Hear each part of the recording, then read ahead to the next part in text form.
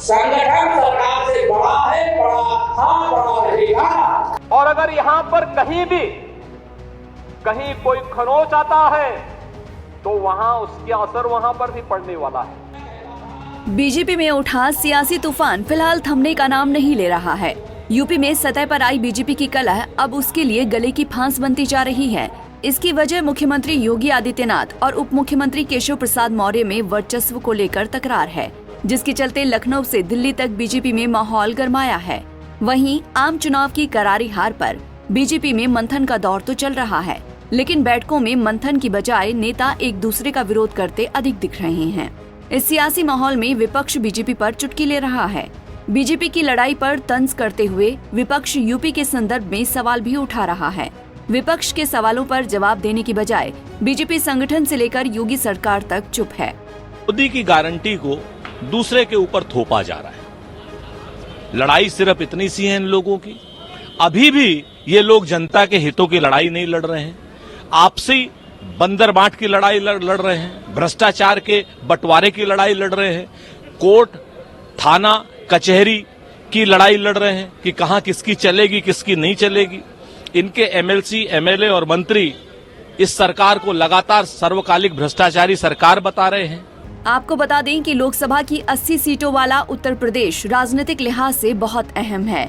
UP में साल 2017 से लगातार बीजेपी सत्ता पर काबिज है, लेकिन बीजेपी को इस बार आम चुनाव में 33 सीटें ही मिली हैं, जबकि यहां बीजेपी की प्रतिद्वंदी समाजवादी पार्टी के खाते में 37 सीटें आई हैं। ऐसे में नतीजों के बाद से ही यूपी बीजेपी में रार छिड़ी है।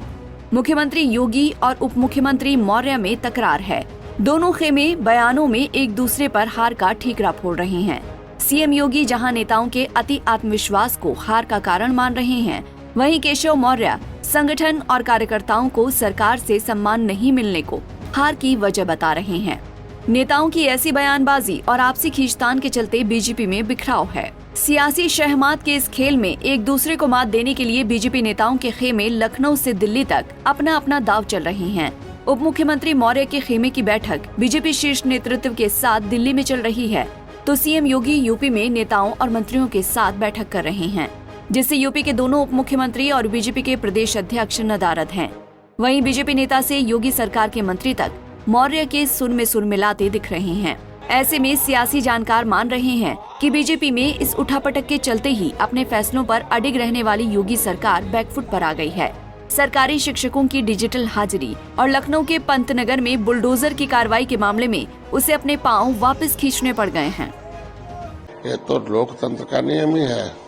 लोकतंत्र का नियम है कि भाई लोकतंत्र में निचले पावदान पर रहने वाला व्यक्ति सबसे ज्यादा महत्वपूर्ण होता है, उसे कहते हैं भाग्य विधाता है, और उसको मंदिर में लाने का काम कार्यकर्ता करता है। आज जब वो कार्यकर्ता मंदिर में ला देता है लोकतंत्र के पार्टी में, तो पार्टी सत्ता में आती है, सत्ता सरकार बनाते हैं, तो कार्यकर्ता बड़ा होता है हमेशा सरकार से। ये हमेशा लोकतंत्र का ही परिभाषा रहा है। यूपी की योगी सरकार के मंत्री संजय निषाद ही नहीं, गोरखपुर के सांसद रवि किशन भी कुछ ऐसा ही बयान दे रहे हैं। उप मुख्यमंत्री केशव प्रसाद मौर्य के सुर में ही उनके सुर भी मिलते दिख रहे हैं।